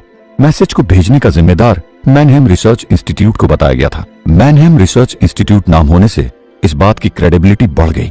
ज्यादातर लोग किसी क्रेडिबल सोर्स पर तुरंत भरोसा कर लेते हैं, फिर चाहे वो खबर सच हो भी ना। ये पॉइंट ये साबित करता है कि लोग क्रेडिबिलिटी पर बिलीव करते हैं। मान लीजिए अगर कोई बड़ा आदमी या सेलिब्रिटी किसी चीज को पसंद करता है या उसका ऐड करता है, तो जो लोग उसको फॉलो करते हैं वो भी उस चीज को पसंद करना चाहेंगे या उस पर बिलीव करने लगेंगे। तो आप खुद को कैसे क्रेडिबल बनाएंगे? इस बात को आप ऑथर के दिए गए एक एग्जाम्पल से समझिए। पाम लेफिन नाम की एक महिला थी जो 10 साल की उम्र से सिगरेट का सेवन कर रही थी। 29 साल की उम्र में आते आते उसके लंग खराब हो गए, जिसके बाद Greg Conley, director of tobacco control ने एंटी स्मोकिंग कैंपेन चलाया। उनको लेफिन की हालत के बारे में पता चला, फिर उसे अपनी स्टोरी लोगों से शेयर करने को कहा, क्योंकि ग्रेग कॉनली ने अपने पिछले अनुभवों से ये सीखा था कि रियल स्टोरी से बात को कहना ज्यादा इफेक्टिव होता है। लेफिन तैयार हो गई। उन्होंने उसके जीवन के ऊपर एक डॉक्यूमेंट्री बनाई जिसे टीवी पर दिखाया गया, जिसका नाम था आई कांट ब्रीथ। लेफिन की कहानी सुनकर आप ये तो समझ गए होंगे कि वो सही चुनाव थी एंटी स्मोकिंग कैंपेन के लिए। किसी भी मैसेज की सच्चाई इस बात पर निर्भर करती है कि उसको कहने या बताने वाला कौन है। अगर आपको शैम्पू खरीदना हो तो आप अपने दोस्त पर विश्वास करोगे, न कि किसी ऐड पर। आइए अब स्टैटिक्स को समझते हैं। डिटेल ज्ञान रखने वाला इंसान अक्सर उसकी विशेषज्ञता की वजह से किसी भी तरह से एक अच्छा प्रतिनिधि होता है। जैसे कि एक हिस्ट्री बफ किसी सिविल वॉर की बातें बताकर अपनी विश्वसनीयता दर्शा देता है। हालांकि सिर्फ मैसेज देने वाले में ही क्रेडिबिलिटी नहीं होती, बल्कि मैसेज भी विश्वसनीय होना चाहिए। जैसे द सिविल वॉर में कई सारे दिलचस्प बातें हैं, इसलिए वो अपने आप ही क्रेडिबल है। वहीं कोई भी मैसेज जितना स्पष्ट होगा उतनी विश्वसनीयता बढ़ेगी, लेकिन इसके साथ में ईमानदारी भी जरूरी है। क्लैरिटी का इस्तेमाल करके ही इंटरनल क्रेडिबिलिटी पाई जा सकती है। स्कूल में ये सिखाया जाता है कि अपनी बहस को मजबूती देने के लिए उसे फैक्ट से प्रमाणित करना चाहिए, लेकिन हम इसका इस्तेमाल तब कैसे करें जब हम अपने दर्शकों को इंगेज करने की कोशिश कर रहे हो। बता दें, ये जरूरी है कि जब आप स्टैटिक्स का इस्तेमाल कर रहे हो तो इसका ध्यान रखिए कि वो पूरी तरह से प्रभावी होना चाहिए। स्टैटिक्स का इस्तेमाल करें तो रिलेशनशिप को उदाहरण देते हुए स्पष्ट करें, ताकि लोगों को नंबर की जगह रिलेशनशिप ध्यान में रहे। इस बात को हम ऑथर के दिए गए एग्जाम्पल से समझते हैं। बीच पर शार्क अटैक बहुत कम होते हैं, लेकिन अगर जितने भी होते हैं, आप कैसे लोगों को यह मैसेज दोगे कि बीच पर जाना नॉर्मल है। एक स्टैटिक्स को समझते हैं जो Florida museum of natural history ने पब्लिश किया था। उनके स्टैटिक्स के अनुसार बीच पर लोगों की लाइफ गार्ड की मौजूदगी में भी मौत हो जाती है। वजह है डूबने से। स्टैटिक्स की माने तो साल 2000 में 12 लोगों की डूबने से मौत हुई थी, जबकि शार्क अटैक से मौत के मामले सिर्फ 0.4 थे। यह मैसेज आंतरिक क्रेडिबिलिटी होता है। इसे मुश्किल स्टैटिक्स की क्रेडिबिलिटी कही जाएगी, जिसे समझना थोड़ा मुश्किल है। यहाँ दो मैसेज हैं, एक ये कि शार्क अटैक और डूबने की घटना को कंपेयर करना सही नहीं है, और दूसरा 12 मौत और 0.4। चलिए बात करते हैं एक कमर्शियल ऐड की। यह ऐड शुरू होता है 3 महिलाओं से जो हैमबर्गर खाने गई थी। हैमबर्गर का साइज देखकर तीनों महिलाएं हैरान रह जाती है। तभी उनमें से एक महिला, जिसका नाम क्लारा पेलर था, उसने बर्गर के ऊपर की ब्रेड को उठाया और देखा उसमें बीफ का बहुत छोटा सा ही टुकड़ा रखा है, जो कुछ ज्यादा ही पकाया गया है, और उसको बन से अच्छे से कवर किया गया है। महिला ने अपने चश्मा के नीचे से देखते हुए पूछा, बीफ कहाँ है? तभी ऐड का अनाउंसर बोलता है, कई जगहों पर हमें बर्गर के बन के बीच में बहुत कम बीफ मिलता है। पेलर फिर दोहराती है, बीफ कहाँ है? अनाउंसर फिर से कहता है, केवल वेंडी हमबर्गर में ज्यादा बीफ मिलता है। यहाँ पर ही आपको ज्यादा बीफ और कम बन मिलेगा। इस ऐड को उस समय बहुत पसंद किया गया था। इस ऐड में वेंडी बर्गर से मिलने वाले फायदे को ध्यान से दर्शाया गया था, क्योंकि वो लोग सच में ज्यादा बीफ देते थे। वेंडी हमबर्गर ने कस्टमर के फायदे के बारे में सोचा, जिसे ऐड में बड़ी रोचक ढंग से पेश किया गया। इस ऐड का कंपनी को फायदा भी मिला। इसके बाद कस्टमर ये मान गए कि वेंडी का हमबर्गर दूसरों से अच्छा है, जिसकी वजह से कंपनी के 47% कस्टमर बढ़ गए। आपने नोटिस किया होगा, ये मामला थोड़ा अलग है। इस मैसेज में इंटरनल क्रेडिबिलिटी को नहीं लिया गया, न ही किसी बड़े सेलिब्रिटी से ऐड करवाई गई, न तो इसमें कोई स्टैटिक्स का इस्तेमाल किया गया। तो क्या हुआ यहाँ? दरअसल यहाँ कंपनी ने कस्टमर से ही कहा कि वो उनके इस क्लेम को खुद वेरीफाई करे, यानी खुद ही नोटिस करे क्या सच में वेंडी का बर्गर मैकडी या अन हैमबर्गर कंपनी से ज्यादा बीफ देता है। कस्टमर को किसी क्लेम को खुद ही टेस्ट करने को कहना टेस्टेबल क्रेडेंशियल कहलाता है। ये तरीका लोगों को ये बताता है कि खरीदने से पहले अच्छे से परख लो। इस बात को आसानी से समझे तो हम ये कह सकते हैं कि try before they use. The testable credential कई पहलुओं में प्रॉफिटेबल साबित होता है। इसको ऑथर के दिए एग्जाम्पल से बताते हैं।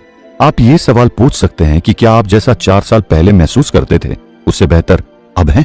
1980 में प्रेसिडेंशियल डिबेट के दौरान रोनाल्ड रीगल ने इसका उपयोग किया था, जिससे वो इस दौरान स्टैटिक्स पर फोकस कर सकते थे। वो महंगाई की बात कर सकते थे, बेरोजगारी की बात कर सकते थे, गिरती इकोनॉमी पर बोल सकते थे। कभी कभी हमारे मन की आवाज गलत हो सकती है, लेकिन इस पर कौन विश्वास करना चाहता है? चलिए इस बात को और ठीक तरह से समझते हैं। कुछ मन की धारणा बनाते हैं। कौन सी घटना ज्यादा लोगों की मौत का कारण बनती है? मानव द्वारा हत्या या आत्महत्या? बाढ़ या टीबी? तूफान या अस्थमा? शायद आपने ये धारणा बना ली होगी कि हत्या, बाढ़ और तूफान से ज्यादा लोग मरते हैं, क्योंकि ऐसा मानना कॉमन है। लेकिन यूएस में 50% आत्महत्या हत्या से ज्यादा होती है। ऐसा ही कुछ बाढ़ और तूफान के साथ भी है। तो लोग गलत प्रेडिक्ट क्यों करते हैं? दरअसल इसका कारण अवेलेबिलिटी बायस, यानी कि ह्यूमन के माइंड की वो स्थिति जिसमें उसे लगता है कि जो तर्क उसके दिमाग में सबसे पहले आता है वही सही है, चाहे फैक्ट कुछ और हो। ज्यादातर मनुष्य को ऐसी चीजें जल्दी याद रह जाती है जो ज्यादा भावुक होती है, या फिर हम उन बातों को नहीं भूल पाते हैं जिन्हें बार बार मीडिया में दोहराया जाता है। इसलिए नहीं कि वो कॉमन होती है, बल्कि इसीलिए क्योंकि अवेलेबिलिटी बायस हमारी सोच को गुमराह करती है। इसे ऑथर द्वारा बताए गए एक एग्जाम्पल से समझते हैं। एक बच्चा किताब में पढ़ता है कि तूफान से ज्यादा लोग अस्थमा से मरते हैं, लेकिन अवेलेबिलिटी बायस की वजह से उसकी सोच अलग होगी। वो सोच सकता है कि ये रिसर्च करने वाले भी कम दिमाग के हैं, कुछ भी लिख देते हैं। चलिए अब इसे ऑथर के बताए गए दूसरे गेम के एग्जाम्पल से समझते हैं। The national basketball association NBA। सोचिए कि आपको NBA में आने वाले रुकी को एड्स बीमारी से होने वाले खतरे के बारे में समझाना है। रुकी जनरली 21 साल से कम उम्र के लोग होते हैं और अचानक मिलने वाली कामयाबी के कारण पॉपुलर सेलिब्रिटी बन जाते हैं। हालांकि उन्हें एड्स के बारे में पता न हो, ऐसा नहीं है, पर किसी रात वे बहक जाएं और सुरक्षा का ख्याल रखना भूल जाएं। ऐसा हो सकता है। तो आप एड्स से होने वाले खतरे से उन्हें कैसे आगाह करेंगे। आप विश्वसनीय सोर्स के बारे में सोचेंगे। आप किसी बाहरी इंसान की सहायता लेंगे, जैसे कि कोई पुराना खिलाड़ी जो एड्स से पीड़ित हो और जिसकी लाइफ आप जैसी ही रही हो और किसी पार्टी में उसने होश खो दिया हो। पर अगर आप उन्हें बाहरी तौर पर नहीं पर अंदरूनी मन से मोटिवेट करना चाहते हो तो एनबीए ने ऐसा ही रोचक तरीका अपनाया। उन्होंने एनबीए के मैच शुरू होने से पहले ही रूकी खिलाड़ियों को बुलवाया और 6 दिनों के लिए सभी को एक होटल के रूम में बंद कर दिया, जहां उनके पास न फोन्स थे न पेजर। यहाँ पर उनके लिए एक ओरिएंटेशन प्रोग्राम रखा गया, जिसमें उन्हें लाइफ की बड़ी लीक्स के बारे में, मीडिया के बारे में तथा मनी मैनेजमेंट के बारे में सिखाया गया। उसी दौरान कुछ लड़कियों को प्लेयर्स के इवेंट के बारे में पता चल गया और वे होटल में पहुंच गई, जहां वे प्लेयर्स से मिली। प्लेयर्स भी अटेंशन मिलने पर खुश थे और उन्होंने लड़कियों के साथ मिलने और पार्टी के प्लान भी बना लिए। अगले दिन जब प्लेयर्स ओरिएंटेशन में पहुंचे तो वहां उन लड़कियों को आया देख सरप्राइज हो गए। फिर उन लड़कियों ने फिर से अपने सही परिचय दिए और बताया कि वो सभी HIV पॉजिटिव है। इस तरह वहां पर एड्स के बारे में बातें शुरू हो गई और प्लेयर्स को एहसास हुआ कि एक दिन की नासमझी से पूरी जिंदगी कैसे खराब हो सकती है। बातों में इमोशन का मेन रोल। इमोशन का यूज करके मैसेज को और स्टिकी बनाया जा सकता है, क्योंकि अगर आप सामने वाले की इमोशन को समझकर बात करते हैं तो आपकी बात उसे समझ में आना तय है। हमारा ये एपिसोड इमोशन पर ही है। इमोशन यानी भावना। ऑथर ने इस बात को एक एग्जाम्पल से समझाया है, जिसमें हम बात करते हैं मदर टेरेसा की, जिन्होंने कहा था कि अगर मैं भीड़ की तरफ देखती हूं तो मैं कभी एक्ट नहीं करूंगी, लेकिन अगर मैं किसी एक की तरफ देखती हूं तो करूंगी। साल 2004 में एक यूनिवर्सिटी ने यह देखने के लिए एक रिसर्च किया कि क्या दूसरे लोग भी मदर टेरेसा की तरह एक्ट करते हैं। रिसर्चर ये तुलना करना चाहते थे कि लोग किसी अनडिसाइडेड प्रोग्राम में ज्यादा भागीदारी देते हैं या किसी एक इंसान के लिए चैरिटी ज्यादा करते हैं। इस सर्वे को करने के लिए उन्होंने सर्वे में भाग ले रहे लोगों को $5 दिए थे, ताकि हर प्रतिभागी के पास डोनेट करने के लिए थोड़ा कैश रहे। साथ ही सभी को 2 लिफाफे दिए, जिसमें एक लेटर का एक वर्जन था विश्व के बच्चों के कल्याण के लिए डोनेशन कलेक्ट करना, तो वहीं दूसरा वर्जन था एक गरीब 7 साल की लड़की रोकिया जो गरीबी और भुखमरी से जूझ रही थी। अगर उसकी कुछ मदद हो जाएगी उसकी लाइफ बदल जाएगी। रिसर्चर ने प्रतिभागियों को दोनों तरह के लिफाफे दिए और वहां से चले गए। प्रतिभागियों को दिए गए लिफाफे में पैसे रखने थे और उसको सील लगाकर रिसर्चर को वापस देना था। जब उन लिफाफों को खोलकर देखा गया कि विश्व के बच्चों वाले लिफाफे के लिए $1.14 कलेक्ट हुए, तो वहीं रोकिया के लिए $2.38 का डोनेशन मिला, यानी 2 गुना। सर्वे से पता चल गया कि कई लोगों की राय मदर टेरेसा से मिलती थी। मतलब यह है कि लोगों को परेशानी बताकर एनालाइज करवाना और उस पर एनालिटिकल एक्ट करवाने से ज्यादा आसान है उनके इमोशन का इस्तेमाल करना। जब लोगों ने पहला मैसेज पढ़ा तो उन्होंने हालात को परखा और उन्हें लगा कि उनकी थोड़ी सी रकम से इस सिचुएशन पर ज्यादा फर्क नहीं पड़ने वाला।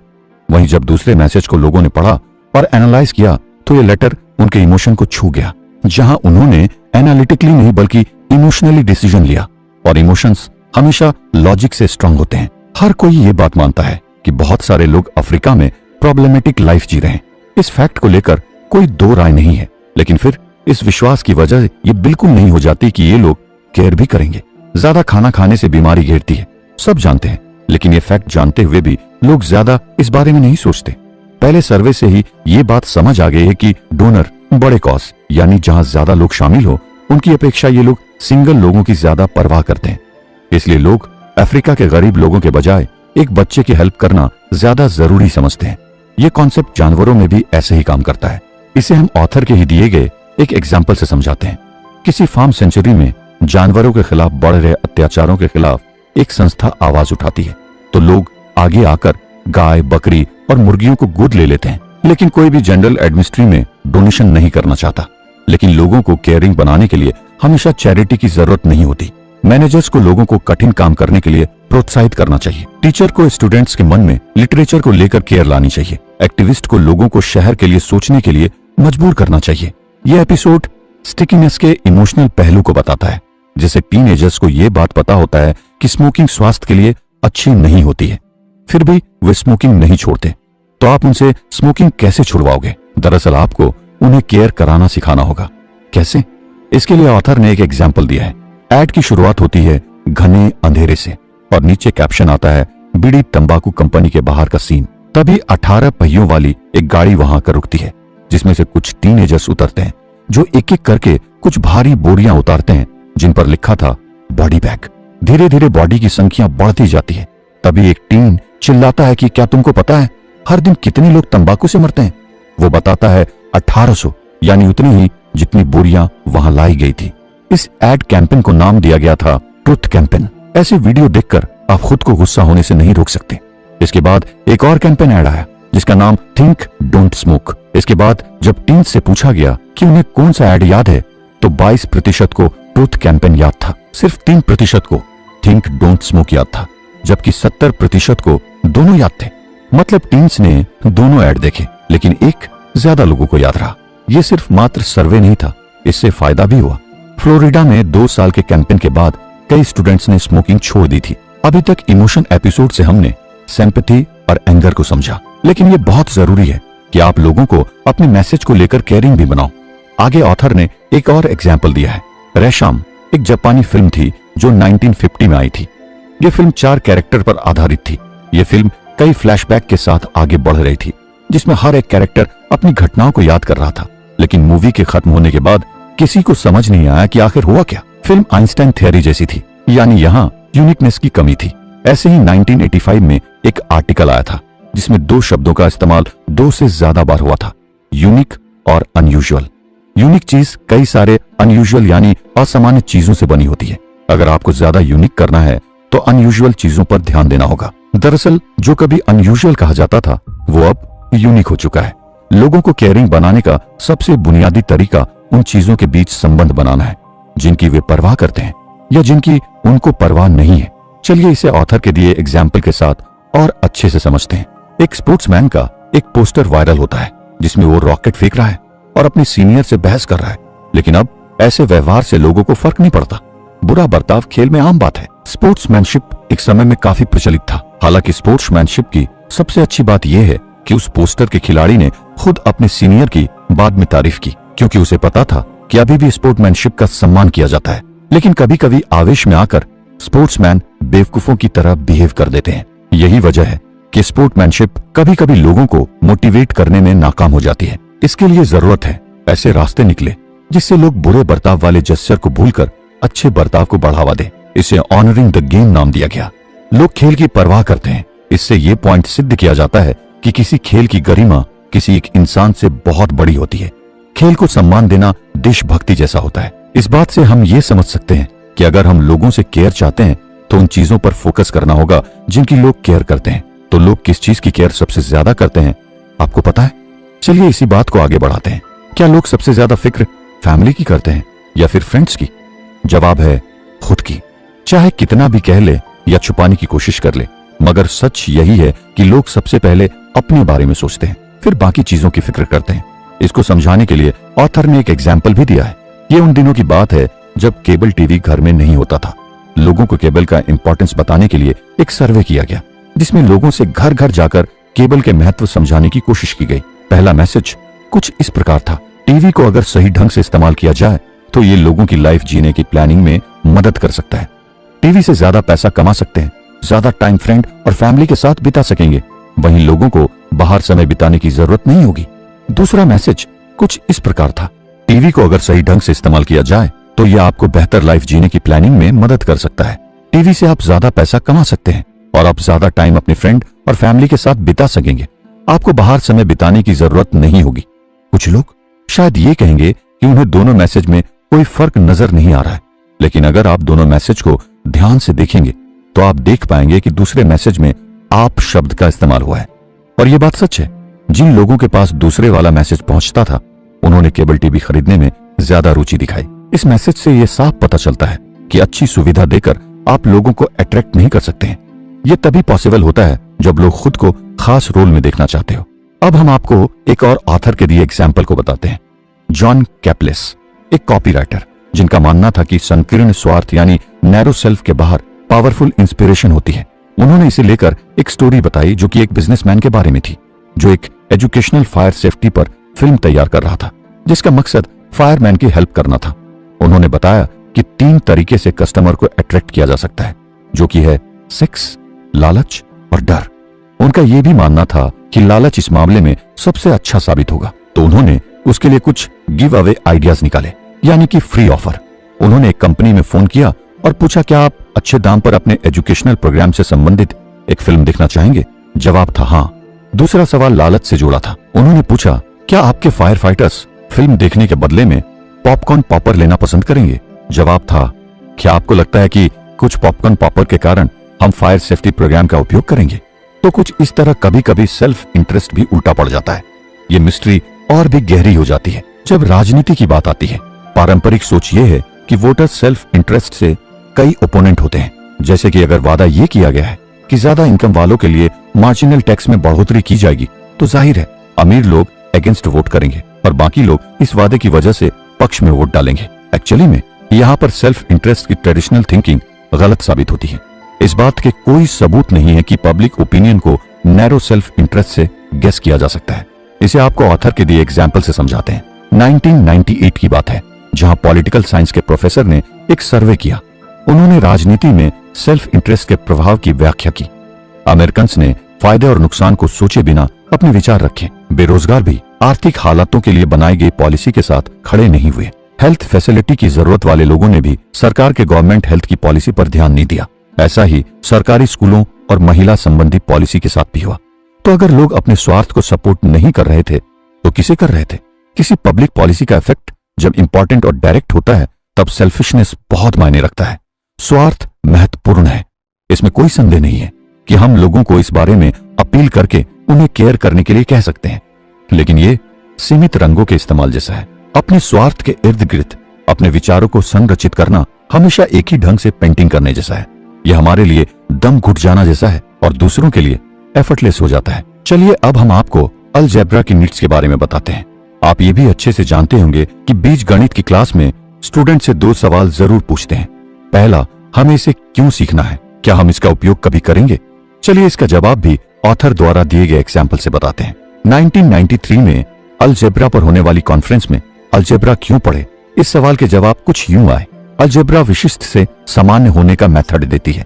इससे समझने की ऐसी भाषा विकसित होती है जिसे लोग आसानी से कम्युनिकेट कर सकते हैं। अलजेब्रा सिंबल के आधार पर आसपास की दुनिया को समझने लायक तरीका देती है। अलजेब्रा मैथ्स के द्वारा अपनी दुनिया को समझने का आधार देती है। अलजेब्रा वेरिएबल्स की साइंस है। इससे बड़े डेटा को वेरिएबल्स की मदद से समझने का मौका मिलता है और डेटा के द्वारा दी गई संरचना को प्राप्त किया जा सकता है। अब अगर ऊपर दिए गए लॉजिक या कारणों के लिए किसी स्टूडेंट को अलजेब्रा पढ़ने को कहा जाए तो क्या उसे ये सहज लगेंगे? ये लॉजिक अलजेब्रा एक्सपर्ट्स के लिए अच्छे हैं, पर स्टूडेंट के समझ आने के लिए काफी मुश्किल है। इसे ही ज्ञान का अभिशाप यानी नॉलेज कर्स कहते हैं। चलिए अब देखते हैं कि स्टूडेंट्स को समझ आने वाले और अलजेब्रा में रुचि पैदा करने के लिए एक दूसरे टीचर ने क्या कहा। हाई स्कूल डिप्लोमा पाने के लिए अलजेब्रा पढ़ना जरूरी है। साइंस और मैथ्स के किसी भी करियर के लिए ये जरूरी है। मैथ्स में अच्छे मार्क्स लाकर मनपसंद कॉलेज में एडमिशन मिल सकता है। अलजेब्रा लाइफ के हर एस्पेक्ट में काम आती है, चाहे वो घर खरीदना हो या कोई बजट बनाना हो। स्टूडेंट ने इस तरीके को जल्दी समझा और अपनाया। उन्होंने ये महसूस किया कि स्कूल में मैथ्स उनके नॉर्मल लाइफ में भी यूजफुल है। एक और टीचर ने कुछ इस तरह समझाया कि मैथ हमारे दिमाग की वेट लिफ्टिंग ट्रेनिंग जैसी है, जो लाइफ के हर रोल में काम आएगा, चाहे हम डॉक्टर, टीचर या पेरेंट्स बने। अगर हम मैथ्स को लाइफ के अपलिफ्टमेंट से जोड़ दें तो सभी स्टूडेंट्स इसको जरूर पढ़ना चाहेंगे।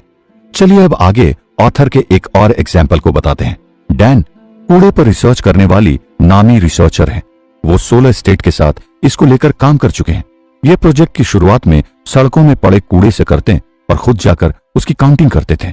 1980 में डैन और उनकी संस्था को टेक्सास ने हायर किया। यहाँ पर कूड़े की समस्या गंभीर हो चुकी थी।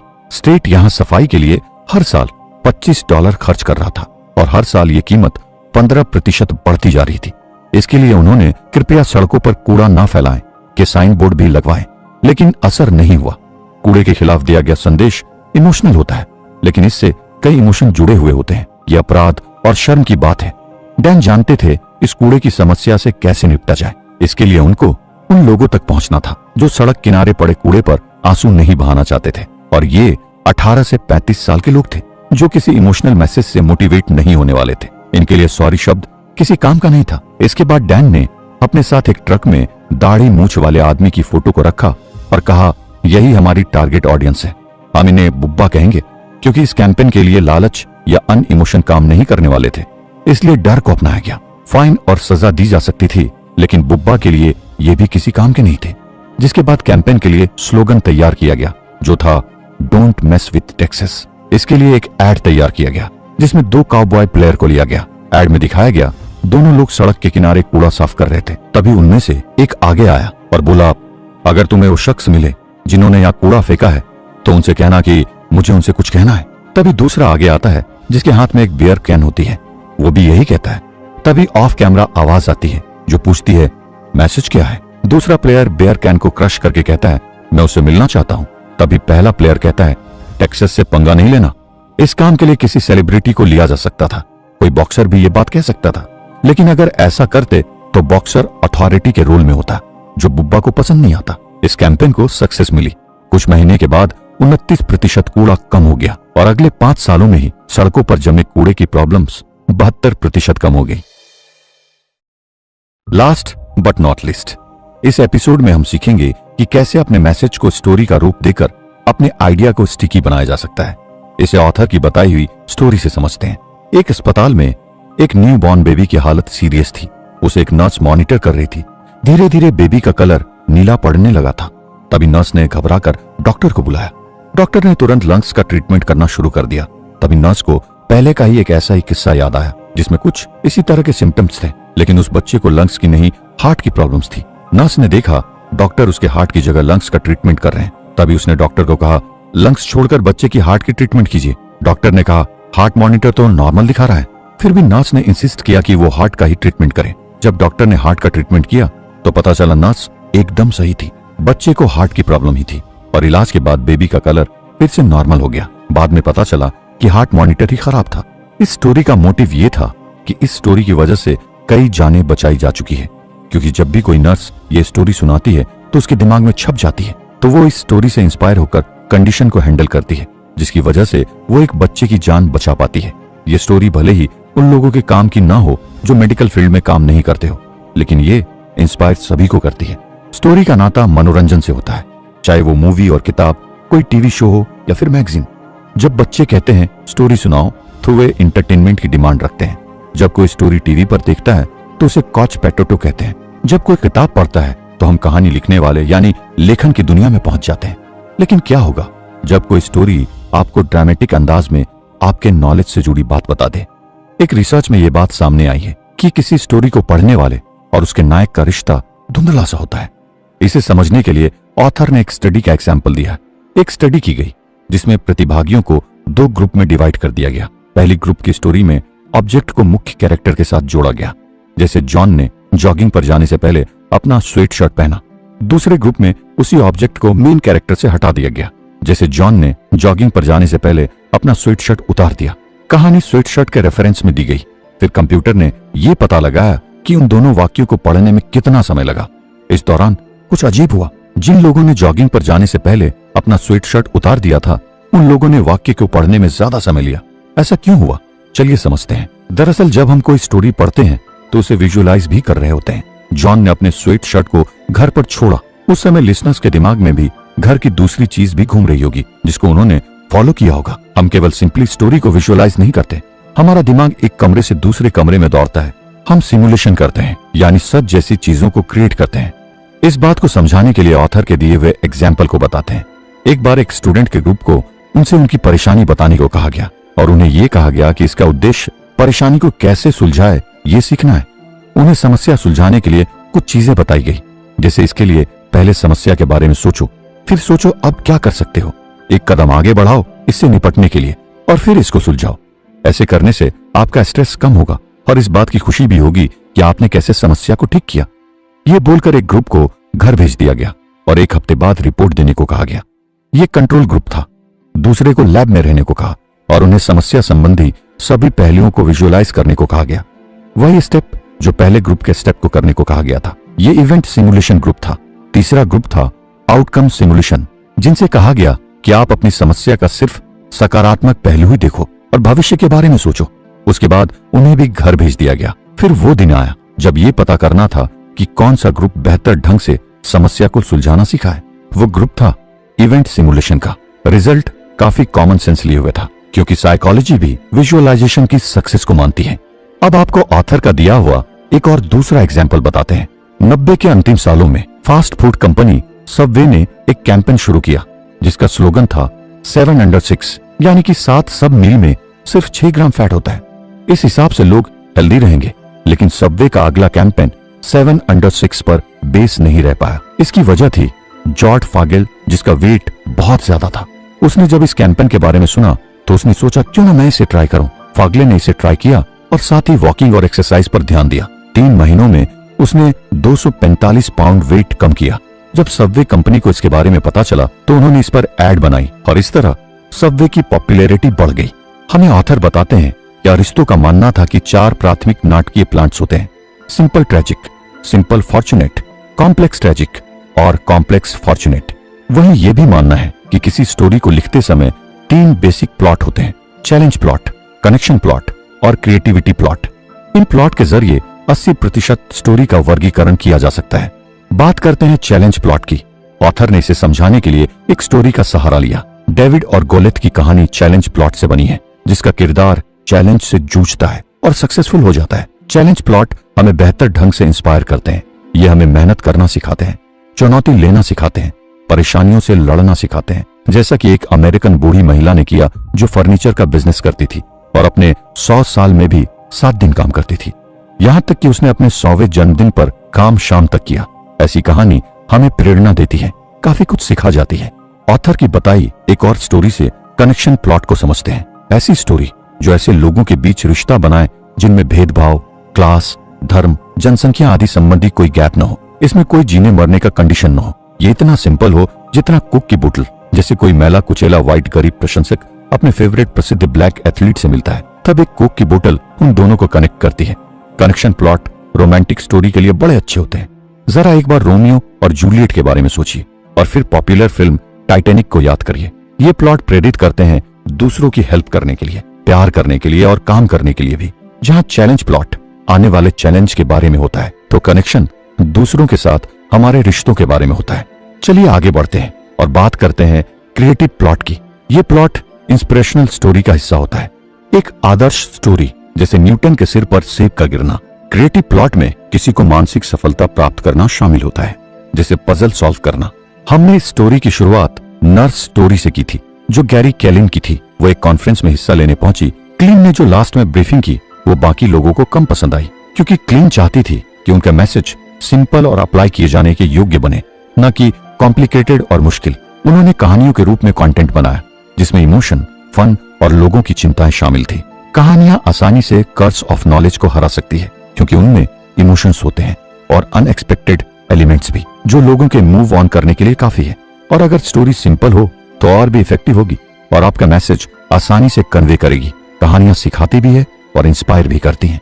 अब आगे बढ़ते हैं। हर साल स्टैनफोर्ड की एक चिप की क्लास में मेकिंग आइडिया स्टिक का सेशन चलता है। इस क्लास में सिखाया जाता है कि कौन सा आइडिया स्टिकी होता है और कौन सा नहीं। स्टूडेंट को सरकार की तरफ से जारी डेटा दिया गया जो यूएन के क्राइम पैटर्न के बारे में था। आधी क्लास को 1 मिनट के स्पीच में इक्विवेलेंट को सहमत कराने को कहा कि नॉन वायलेंट क्राइम अमेरिका में सीरियस प्रॉब्लम है, और आधे को ये प्रूफ करने को कहा कि ये सीरियस नहीं है। स्पीच के बाद सभी लिसनर्स को स्पीकर को रेट करना था कि कैसा उन्होंने बोला।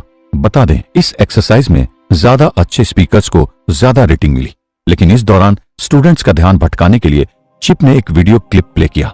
फिर उन्होंने स्पीच को कागज पर लिखने को बोला। जब स्टूडेंट को स्पीच याद करने को बोला गया था, 63% को तो स्टोरी याद थी और सिर्फ 5% को स्टैटिक्स याद रहा। इस दौरान स्पीकिंग टैलेंट और स्पीडी आइडिया बनाने के बीच कोई कोरिलेशन नहीं दिखा। जो लोग अच्छे वक्ता थे वे आमतौर पर अपने स्टिकी आइडिया में दूसरों से बेहतर नहीं होते। आखिर क्यों ये smart talent speaker sticky idea नहीं बना सके? कुछ विलेन यहाँ इसके जिम्मेदार हैं। पहला होगा बरी द लीड। बहुत ज्यादा नॉलेज कभी कभी मुसीबत बन जाती है। हम उसमें खो जाते हैं, जिसकी वजह से पूरी सूचना शेयर नहीं कर पाते। दूसरा विलेन होता है प्रेजेंटेशन में मैसेज से ज्यादा फोकस करने की टेंडेंसी। किसी आइडिया को स्टिकी बनाने के लिए जरूरी है कि आपकी ऑडियंस मैसेज को ध्यान से सुने, उसे समझे, याद रखे, सहमत हो जाए या विश्वास करे, परवाह करें और उसके अकॉर्डिंग वर्क करना शुरू करें। आखिर में बुक के कंक्लूजन को समझते हैं। मेड टू स्टिक बुक की समरी में आपको मैंने सक्सेस के 6 प्रिंसिपल बताए। ट्रिक बस इतनी सी है कि मैसेज को इतना इजी रखें कि वो आसानी से चिपक जाए और लोगों को आसानी से समझ आ जाए। आपको आइडिया को अनएक्सपेक्टेड बनाना है ताकि लोग मैसेज को अटेंशन दें। इसके साथ ही आपको मैसेज को कॉन्क्रीट बनाना है ताकि लोग मैसेज न भूल सके और उन्हें हमेशा याद रहे। जरूरी यह भी है कि आपका मैसेज क्रेडिबल हो ताकि लोग आपके मैसेज पर विश्वास कर सके। आपको इसे इमोशनल भी बनाना होगा ताकि लोग आपके मैसेज की परवाह कर पाएं। और अगर आप चाहते हैं कि लोग आपके मैसेज पर एक्ट करें तो आपको उन्हें स्टोरी सुनानी पड़ेगी।